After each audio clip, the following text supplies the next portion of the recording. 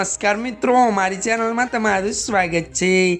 मित्रों, पीएम मोदीए देश में सतत त्रीजी वखत वडाप्रधान तरीके शपथ लीधा बाद पोताना मंत्रीमंडळनी वहेंचणी पण करी दीधी छे। परंतु केबिनेट में जग्या न मळवाने कारणे एकनाथ शिंदे अने अजित पवार जूथना मंत्रीओने नाराजगी हवे सामे आवी छे। बंने पक्ष पोतानी मागणी लईने हवे खुलीने निवेदन आपवा लाग्या छे।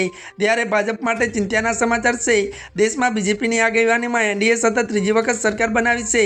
प्रधानमंत्री मोदीए शपथ बाद मंत्रालयोनी वहेंचणी पण करी दीधी छे। परंतु केबिनेटनी जाहेरात बाद महाराष्ट्र सरकारमां धमसान शरू थई गयुं छे, केम के एनडीएना सहयोगी दळ अने एकनाथ शिंदे शिवसेना अने अजित पवार एनसीपीना मंत्रीओनी नाराजगी पण सामे आवी छे।